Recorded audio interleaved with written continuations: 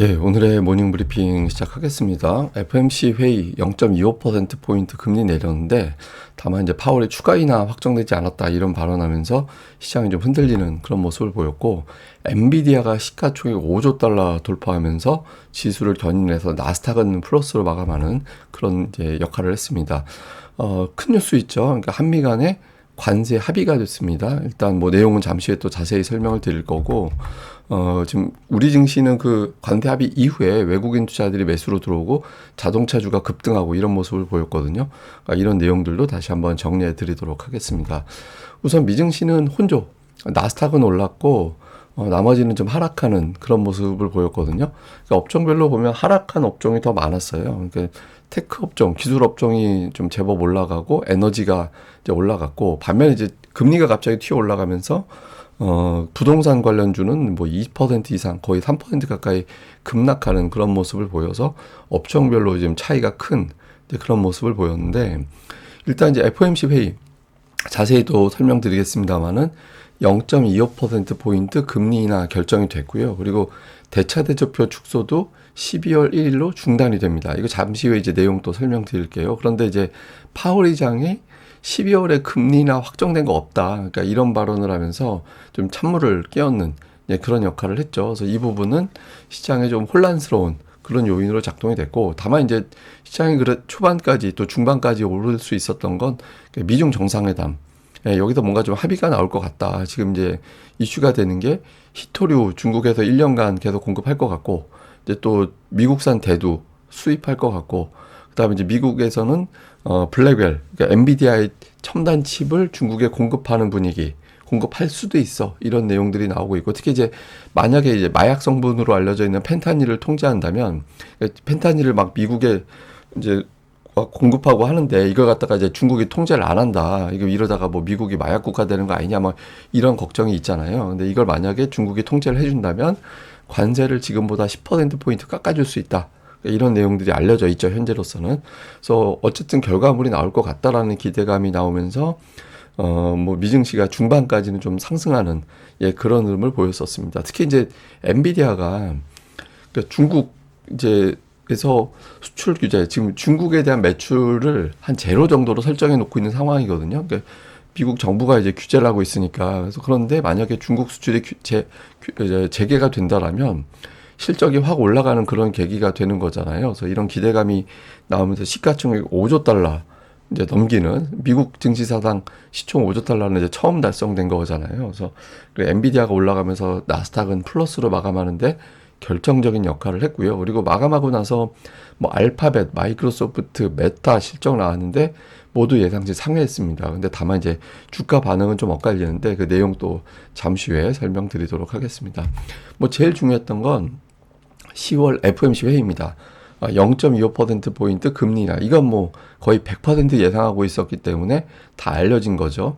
그리고 또 하나, 12월 1일부터 대차대조표 축소를 중단한다. 이게 무슨 얘기냐면, 그동안에 이제 연준이 그 돈을 많이, 예전에 이제 저 코로나 이후에 경제가 안 좋아지니까 돈을 많이 공급했잖아요. 그 방법으로 양적 완화를 했었어요. 그러니까 이게 뭐냐면, 하여튼 돈을 되게 많이 푼 거예요. 돈을 많이 풀면서 그때 어떤 방식으로 풀었냐면, 너희들이 가지고 있는 채권이든 뭐든 뭐 다 갖고 와. 우리가 이제 돈으로 바꿔줄게. 이렇게 하고 있었거든요. 그러니까 뭐 제가 전당포로 예를 들어 드렸죠. 그러니까 뭐 금은 보석도 좋고 하다못해 쓰레기라도 뭐가 됐든 다 가지고 오면 우리가 돈으로 바꿔줄게. 라고 해서 이제 현금으로 막 풀어줬어요. 이제 담보로 다 잡아주고. 그리고 이제 그러면 1년 동안이니, 예를 들어 만기가 1년이다. 그러면 이제 1년 만기가 도래하면 우리가 만기 연장해줄게. 그냥 돈 더 써. 괜찮아. 이런 식으로 계속 연장해주고 있었거든요. 근데 그러다가 경제가 좀 괜찮아지게 되니까 그 중에 일부는 만기가 됐으니 돈 그냥 갚아.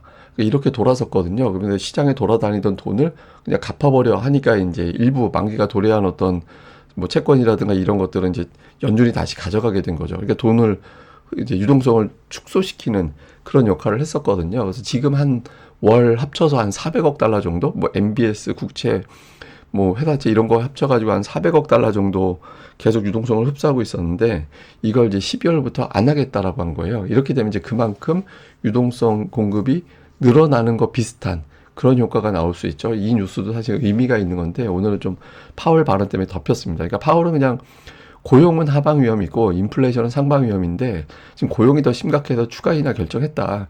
이렇게 이야기하면서도 고용 둔화 속도가 더 빨라지진 않고 있다. 그러니까 이런 이야기를 했습니다. 근데 이제 중요한 건 12월 어떻게 할 거냐라는 건데 12월 금리 인하에 대한 의견이 크게 갈린다.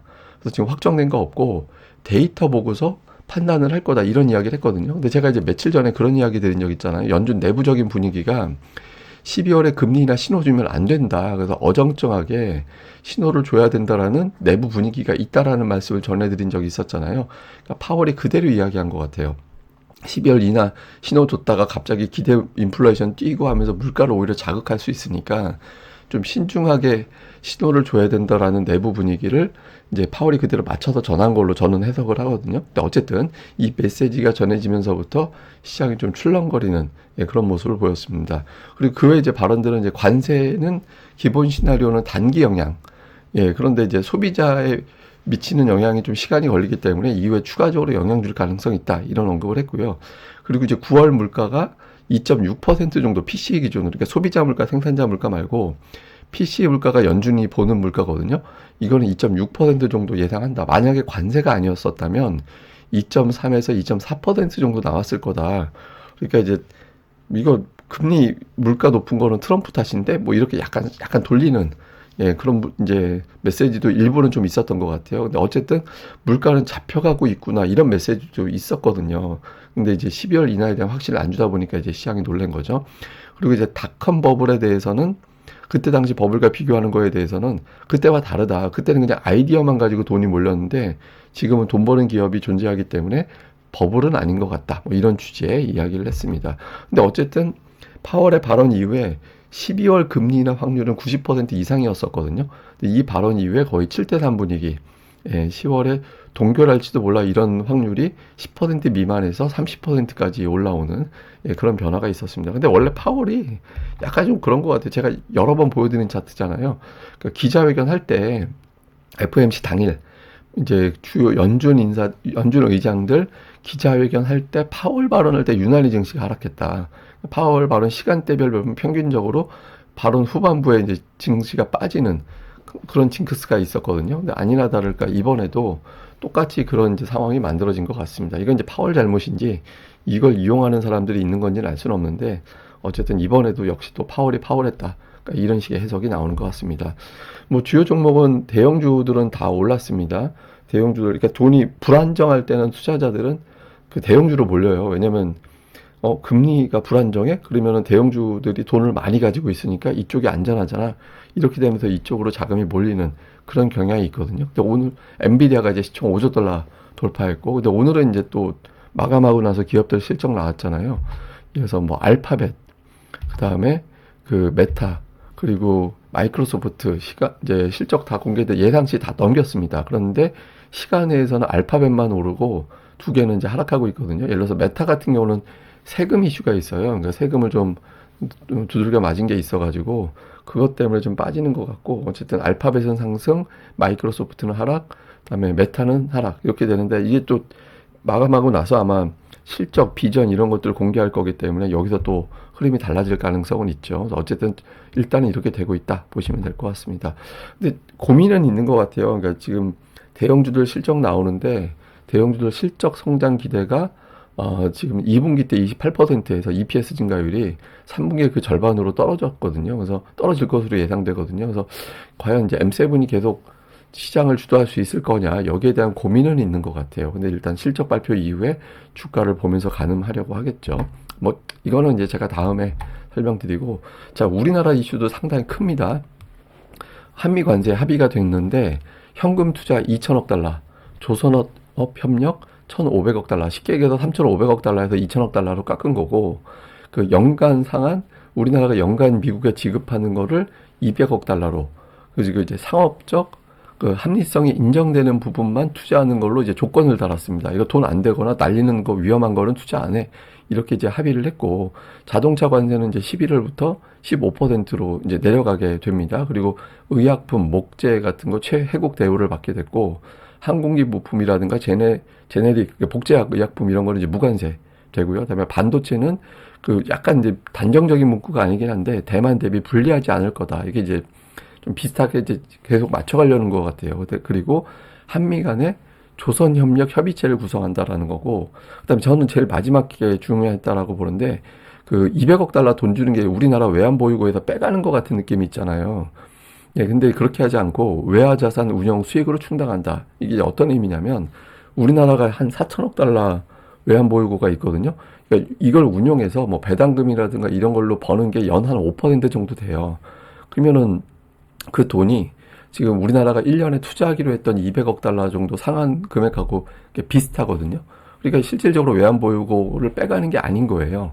예, 이렇게 되니까 어제 이제 환율이 하락하고 이제 시간 외에도 외국인 투자들이 주식을 사들이고 이렇게 이제 반응을 한 거죠. 그래서 현재까지는 비교적 협상이 잘 됐다. 그리고 이제 외환 시장이 불안정해지면 투자는 중단될 수 있다. 뭐 이런 식으로 또 조건이 붙어서 여러 가지 측면에서 일단 잘했다라는 분석이 나오는 것 같습니다. 그래서 어제 그 현대차가 애프터마켓에서 주가가 거의 폭등을 하는 그런 반응이 있었고, 또 외국인 투자자들이 주식을 담아서 어제 순매도였잖아요. 근데 이제 순매수로 뒤집는 그런 결과가 나왔고, 환율도 지금 뭐 다시 올라오긴 했지만 어쨌든 그 결과 나온 직후에는 환율이 뚝 떨어지는 그런 모습이 나타났었습니다.